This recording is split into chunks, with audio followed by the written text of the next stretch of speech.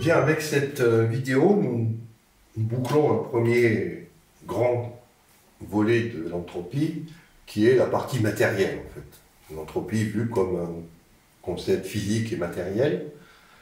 Nous aurons ensuite une autre vision de l'entropie qui est beaucoup plus du côté immatériel, donc l'information, et qui permet de rejoindre ce qu'on a dit sur l'homéopathie ou sur des techniques de soins qui font plus appel à de l'information qu'à de la matière.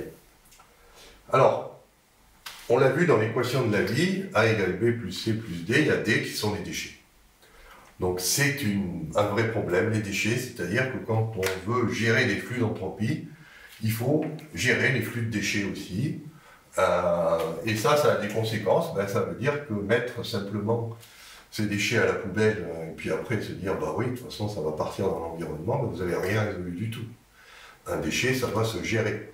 C'est-à-dire qu'une fois que vous l'avez mis dans la poubelle, il faut qu'il y ait une filière qui le prenne en charge et éventuellement faire ce qu'on appelle du recyclage.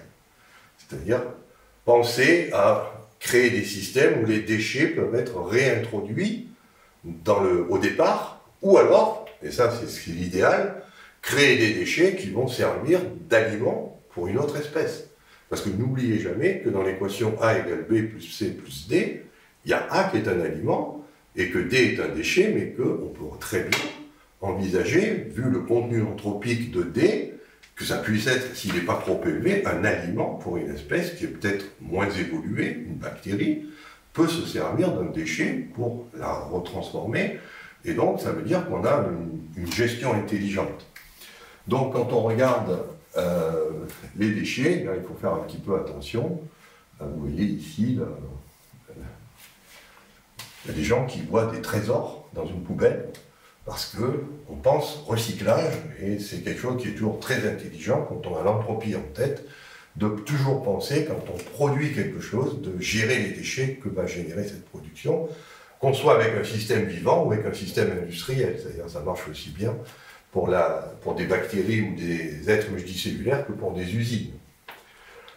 Une autre conséquence de la gestion de l'entropie, c'est évidemment de laisser la place aux jeunes. C'est-à-dire quand vous avez des personnes âgées qui occupent des postes à haute responsabilité, il faut savoir que plus vous augmentez en âge, plus vous avez des difficultés à gérer les flux d'entropie. Donc avoir des personnes âgées qui sont à la tête de gouvernement, c'est pas terrible. Il vaut mieux mettre, si possible, des jeunes, et quand vous voyez une personne âgée qui est remplacée par une autre personne âgée, c'est toujours signe d'assez mauvaise santé au niveau de la société. L'autre chose que nous apprend l'entropie, c'est qu'il n'y aura pas de crise de l'énergie, parce que l'énergie, elle est la même avant et après toute transformation. Par contre, vous aurez une crise de l'entropie. C'est-à-dire si vous ne gérez pas vos déchets, c'est ce qu'on voit par exemple avec le réchauffement climatique. Il y a un déchet qu'on appelle le dioxyde de carbone, qui est cette molécule-là. Si vous ne la gérez pas, eh bien vous allez changer votre écosystème, et à ce moment-là, ne soyez pas surpris s'il y a ce qu'on appelle des changements climatiques, parce qu'on oublie de gérer ces déchets, et le dioxyde de carbone en est un tout à fait notable. Ensuite, il y a tout ce qu'on appelle les déchets intellectuels, c'est-à-dire, on va voir dans les prochaines vidéos qu'on ait des systèmes qui traitent de l'information, et qu'à ce titre, l'information et l'entropie sont très liées, et que donc il y a aussi une gestion d'information, comme il y a une gestion d'entropie, sauf que quand vous gérez l'entropie, ça va donner des problèmes matériels, par exemple réchauffement climatique, ou alors déchets qui s'accumulent, alors que quand vous gérez de l'information de mauvaise qualité, ça va donner des problèmes psychiques ou des problèmes de société. Mais ce qui est intéressant, c'est que c'est toujours la même fonction, entropie, qui est responsable des problèmes, c'est-à-dire que c'est toujours la même histoire, on empêche l'entropie de circuler, soit sous forme matérielle, soit sous forme immatérielle, et c'est ça qui cause en fait tous les problèmes. Alors ces problèmes, vous les avez ici. Notre société ne brille pas par ses conseils, parce que généralement l'entropie, on l'assimile au désordre, et donc une notion qui n'a aucune valeur scientifique. Le désordre, ça ne veut rien dire. En fait, l'entropie, c'est quelque chose qui est bien plus que du désordre, c'est une chose qui doit être circulée et permettre, par son flux, de créer des structures complexes. Donc, évidemment, on voit toutes les conséquences de l'ignorance de l'entropie dans la société actuelle. Ça veut dire qu'on peut se droguer, on peut manger n'importe quoi. Les déchets qu'on rejette, on les retrouve dans le lait maternel, par exemple, ce qui fait qu'on s'auto-empoisonne l'espèce. Là, par exemple, c'est un congrès sur la qualité de l'eau, de boisson, il n'y a personne, parce que c'est un sujet, l'eau, qui n'intéresse personne. Et puis, je ne vous parle pas de ce qu'on appelle le matraquage médiatique, c'est-à-dire la fourniture d'une information qui n'a aucun intérêt. En fait, on vous nourrit avec des déchets, et des déchets psychiques qui ne sont pas forcément bons. Alors, ça pose une grande question, que fait l'État? Parce que normalement, l'État devrait réguler la production de déchets, s'assurer que l'entropie circule bien. Eh bien, l'administration, voilà ce qu'elle fait. Ça, c'est les savants, et ça, c'est les dirigeants. Bon, voilà, donc il n'y a pas de quoi briller, et l'idée, c'est de mettre un peu plus d'entropie dans tout ça pour qu'on ait des gouvernants un petit peu plus intelligents, des savants qui s'intéressent à des choses intelligentes et pas à des choses idiotes, et des administratifs qui simplifient leurs procédures pour que l'entropie circule au lieu de stagner comme elle le fait. Alors je terminerai en vous montrant un exemple qui est bien connu de gestion intelligente d'un déchet. Vous avez par exemple cette molécule, donc l'oxygène, qui est ici. Avant d'être quelque chose de vital pour nous, c'était un déchet. C'est-à-dire qu'il y a des cyanobactéries qui ont inventé ce qu'on appelle la photosynthèse, où on prend de l'eau, on la décompose en hydrogène et en oxygène. Avec l'hydrogène, on fabrique des sucres à partir de CO2, et avec l'oxygène, on relâche ça, c'était un déchet. Et qu'est-ce qui s'est passé? Vous voyez qu'il y a eu toute une période où il n'y avait pas d'oxygène, et puis tout d'un coup, il y a de l'oxygène qui est apparu dans l'atmosphère. Quelle a été la conséquence? Ça a été une perte, la mort de 89% des espèces vivantes sur Terre. Parce que, à force de générer un déchet toxique, tout le monde est mort. Vous le voyez ici. Vous voyez, on a généré de l'oxygène, et puis la biodiversité a complètement disparu parce que le déchet a tué tous les organismes anaérobies. Et quand il n'y avait qu'eux, ils sont tous morts. Alors pas tout à fait, il y en a quelques-uns qui ont trouvé des refuges. Où c'est qu'on se protège de l'oxygène? Il y a deux endroits. C'est bien sûr sous terre. C'est pour ça qu'on retrouve de la vie sous terre, comme je l'ai expliqué dans une autre vidéo.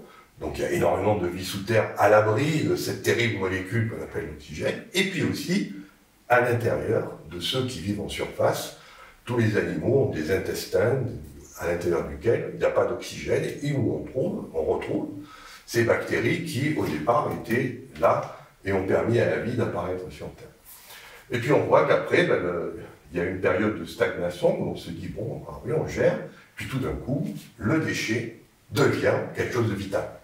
C'est-à-dire qu'il y a toute une nouvelle espèce qui utilise quelque chose qui était toxique et inutile pour en faire quelque chose de très utile. Et de nouveau, vous gérez vos déchets de façon intelligente, eh bien, ça a été toute l'explosion de la vie multicellulaire, avec invention de nouveaux cycles métaboliques. Donc vous voyez comme quoi c'est très intelligent de produire un déchet qui va ensuite pouvoir être utilisé. Alors ça aussi, c'est une grande leçon par rapport à notre société. Nous sommes en train évidemment de nous noyer sous nos propres déchets, c'est-à-dire que nous allons probablement disparaître en tant qu'espèce, de la même façon que ceux qui ont créé l'oxygène sont morts.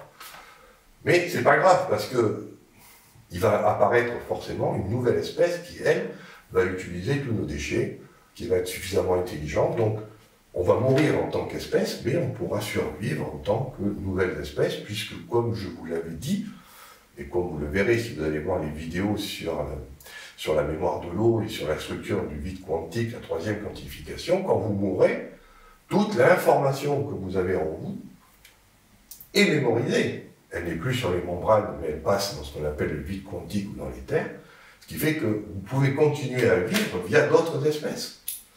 Donc il ne faut pas avoir peur de disparaître, c'est une conséquence logique, et c'est une autre formulation du principe qu'il faut à un moment donné on a joué son rôle, il faut accepter de laisser la place, parce que si on veut que d'autres espèces mieux adaptées apparaissent, eh bien il faut que l'espèce qui a causé tous les problèmes par sa gestion disparaisse. C'est comme ça que ça fonctionne dans la nature. Il n'y a pas de problème, et du moment qu'on continue à exister à travers toutes les espèces, ce n'est pas un souci de disparaître dans la forme qu'on connaît actuellement. Voilà, donc ça c'est pour vous dire, c'est pas bien grave tout ce qui se passe en ce moment. Ça peut être grave si vous pensez que la vie, il n'y a plus rien après la vie, mais si vous êtes avec la physique quantique, si vous êtes avec la troisième quantification, si vous étudiez bien ce qu'on vous dit dans Wiki, il n'y a aucun souci, quoi. Vous continuerez à exister même si vous n'aurez plus tout à fait la même forme que celle que vous avez aujourd'hui. Et d'ailleurs, vous avez vécu déjà sous d'autres formes qui n'ont rien à voir avec la forme que vous avez actuellement. Donc ce n'est qu'une étape supplémentaire, même si cette étape, elle demande quelques petits sacrifices. Ça peut être un petit peu dur à vivre, de changer de forme, mais bon, ça c'est la vie. Bien donc, on en a fini avec l'entropie matière. Maintenant, il nous reste à explorer ça, c'est-à-dire l'information. On va voir que l'entropie et l'information sont des choses qui sont très liées. Et donc là, on va aller vers des choses qui sont plutôt immatérielles, mais qui sont tout aussi importantes, puisqu'un être humain, c'est bien sûr de la matière, mais c'est aussi de la non-matière. Nous sommes faits d'éther, comme vous l'avez vu en physique quantique, et que cet éther mémorise de l'information, d'où l'intérêt de voir aussi ce que donne l'entropie du côté de cet concept qu'on appelle l'information.